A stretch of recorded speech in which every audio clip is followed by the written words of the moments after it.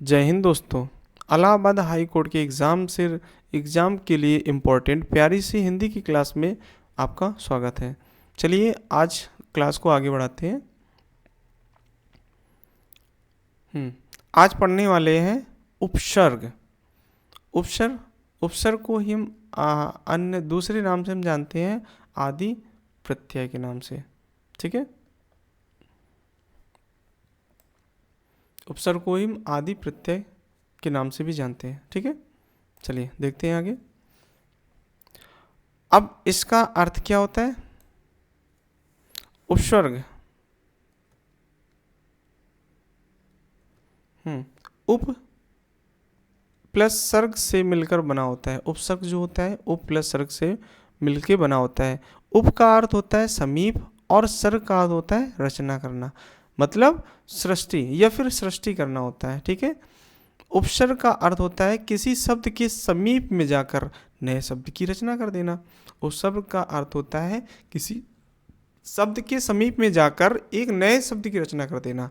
उपसर्ग शब्दांश होता है, शब्द का अंश होता है। ठीक है, उपसर्ग हमेशा किसी शब्द के आगे, शुरू, आरंभ या प्रारंभ में ही लगते हैं उपसर्ग। ठीक है, प्रत्येक उपसर्ग के अनेक अर्थ हो सकते हैं। ठीक है, जैसे दुष्कर, दुष्कर, दु मतलब होता है कठिन, यहाँ दु का मतलब हुआ कठिन।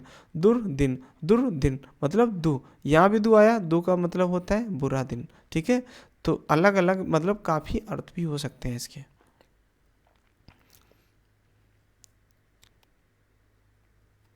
किसी शब्द में एक से अधिक उपसर्ग लगाए जा सकते हैं, जैसे निराभिमान, निर प्लस अभि प्लस मान। ठीक है, इसमें मेन वर्ड है मान और निर प्लस अभि, ये क्या है? उपसर्ग है। सुसंगठित, सु प्लस सम और गठ प्लस इत, ये तो प्रत्यय हो गया, इसमें मेन वर्ड हो गया।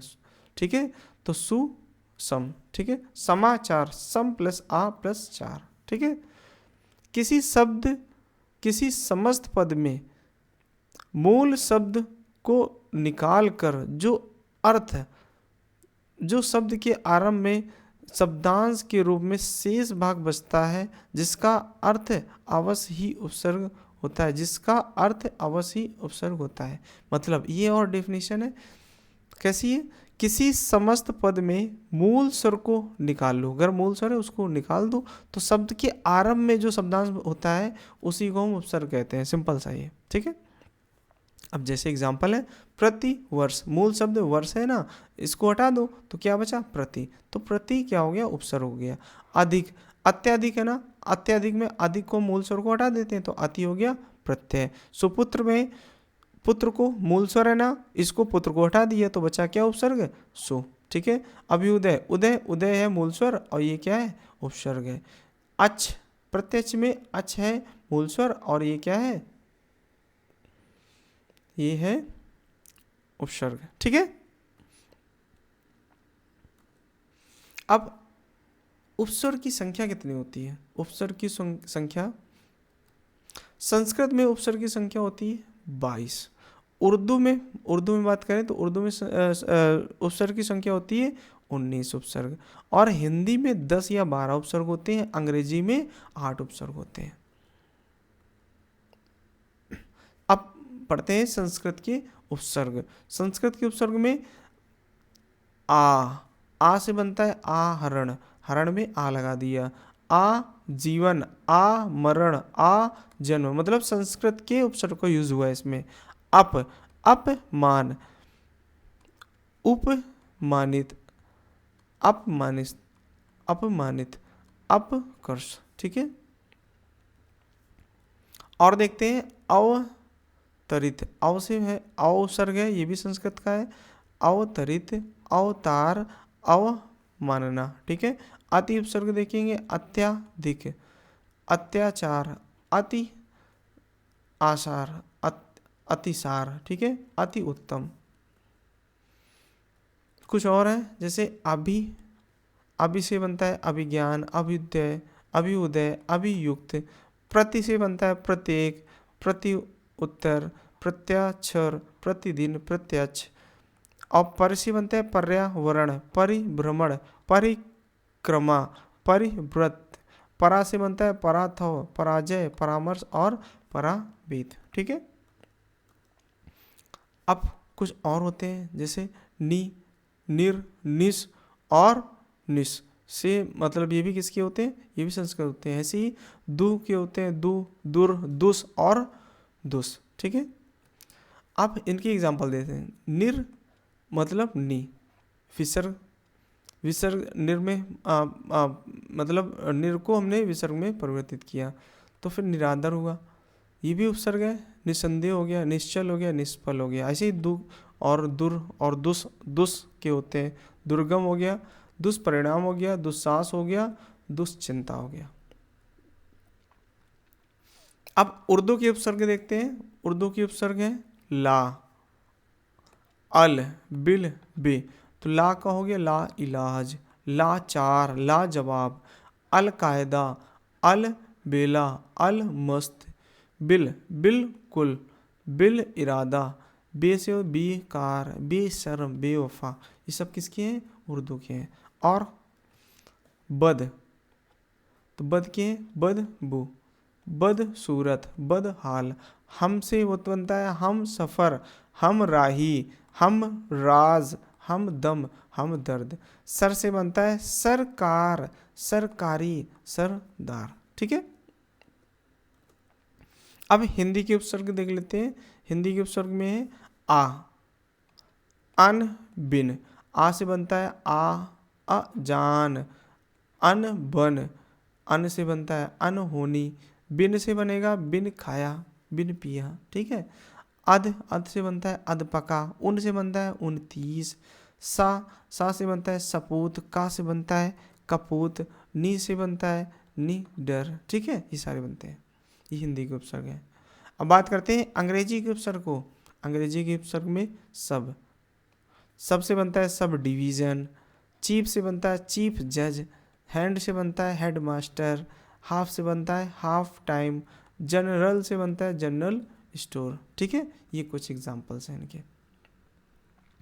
अब बात करते हैं प्रत्यय की। प्रत्यय में इनकी डेफिनेशन देख लेते हैं पहले। प्रति प्लस ऐसे मिलकर बनता है उसे हम प्रत्यय कहते हैं। प्रति एक जैसे उपसर्ग भी शब्दांश था तो ये भी एक शब्दांश है, शब्द के अंश है। प्रत्यय का कोई अर्थ नहीं होता, इसका कोई अर्थ नहीं होता है। प्रत्यय हमेशा किसी जैसे उपसर्ग में उसका अर्थ होता था, एक से अधिक भी अर्थ होते थे, लेकिन प्रत्यय में इसका कोई अर्थ नहीं है। प्रत्यय हमेशा किसी शब्द के अंत में या फिर बाद में लगाए जाते हैं। प्रत्यय शब्द के अंत में लगता है, प्रत्यय जो है शब्द के अंत में लगता है और इसका अर्थ भी बदल देता है। ठीक है। जैसे प्रति अय। ठीक है।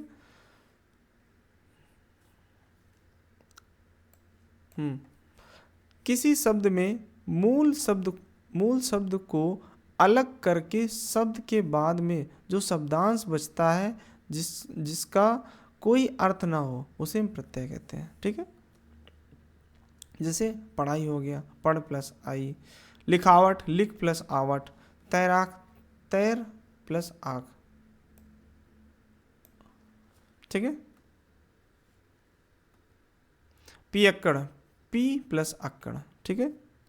नेक्स्ट है मूल शब्द जब छोटा शब्द होता है जिसका कोई अर्थ या भाव अवश्य हो और इस शब्द के अंत में शब्दांश लगाने पर नया शब्द बनता है।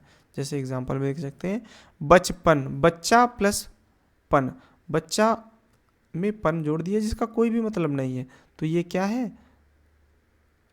प्रत्यय है। ठीक है। बुढ़ापा आपा, सुंदरता, ठीक है, इनका कोई अर्थ नहीं है लेकिन ये क्या है, प्रत्यय है। धार्मिक धर्म प्लस एक। ठीक है। बात करते हैं प्रत्यय के भेद। प्रत्यय के भेद 3 होते हैं। पहला होता है कृत प्रत्यय। कृत मतलब क्रिया, कृत का मतलब होता है क्रिया, धातु के अंत में लगते हैं। जो क्रिया और धातु के अंत में लगते हैं वो कृत प्रत्यय होते हैं। कृत प्रत्यय लगाकर बने शब्द होते हैं कृदंत। जो कृत प्रत्यय लगे होते हैं जिसमें उसे वो कृदंत बनते हैं, कृदंत शब्द होते हैं। ठीक है। जैसे लघु एग्जाम्पल है, लघु ऊ है तो उकारांत हो जाएगा, ऊ है तो ऊ का अंत हो जाएगा, री है तो री का अंत हो जाएगा। ठीक है। कृदंत क्रिया प्लस कृत प्रत्यय, पढ़ाई पढ़ प्लस आई, पियक्कड़ पी प्लस अक्कड़, ठीक है, ये सारे हैं। दूसरा वेद है तद्धिति प्रत्यय। तद्धिति मतलब संज्ञा सर्वनाम और विशेषण के अंत में लगाए जाते हैं। जो तद्धित प्रत्यय होते हैं संज्ञा सर्वनाम विशेषण के अंत में लगाए जाते हैं, ठीक है। तद्धित प्रत्यय का प्रयोग हमेशा संज्ञा सर्वनाम विशेषण शब्द के अंत में या बाद में किया जाता है। तद्धित प्रत्यय लगाकर बने शब्द तद्धिरांत कहलाते हैं, ठीक है। जो तद्धित प्रत्यय में अंत में लगे होते हैं उन्हें तद्धिरांत प्रत्यय कहते हैं, ठीक है। मूल स्वर कौन होते हैं इसमें? संज्ञा सर्वनाम विशेषण होंगे, जैसे बच्चा, जवान, मनुष्य, ठीक है। इसमें तद्धित प्रत्यय लगाते हैं पन, ई, त्व। तो पन, बच्चा में पन लगाया तो बचपन हुआ, जवान में ई लगाया जवानी हुआ, मनुष्य में त्व लगाया तो मनुष्यत्व हो गया, ठीक है। देवता, देव में ता लगाया तो देवता हो गया, बुढ़ा में आपा लगाया तो बुढ़ापा हो गया। सामाजिक, समाज में इक लगाया सामाजिक। धार्मिक, धर्म में इक लगाया।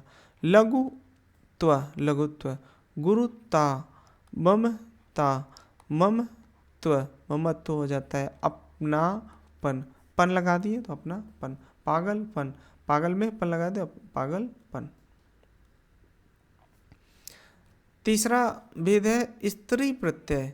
पुल्लिंग शब्द से स्त्रीलिंग बनाने के लिए हम स्त्री प्रत्यय का उपयोग करते हैं। जैसे पुल्लिंग शब्द से स्त्रीलिंग शब्द बनाने के लिए हम स्त्री प्रत्यय का प्रयोग करते हैं। पुल्लिंग शब्द से स्त्रीलिंग बनाने के लिए स्त्रीरांत शब्द कहलाते हैं। जो हम जैसे पुल्लिंग से स्त्रीलिंग बना रहे हैं उसमें स्त्री प्रत्यय का उपयोग करेंगे तो स्त्रीरांत शब्द कहलाते हैं। अर्थात जिन शब्दों के अंत में स्त्री प्लस स्त्री प्रत्यय का उपयोग हुआ होता है वो स्त्रीरांत कहलाते हैं, ठीक है।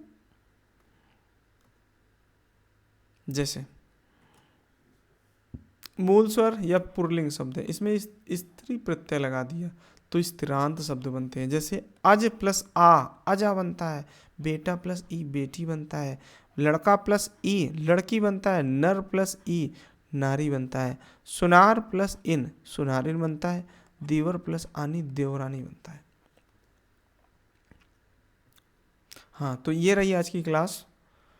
Thanks for watching.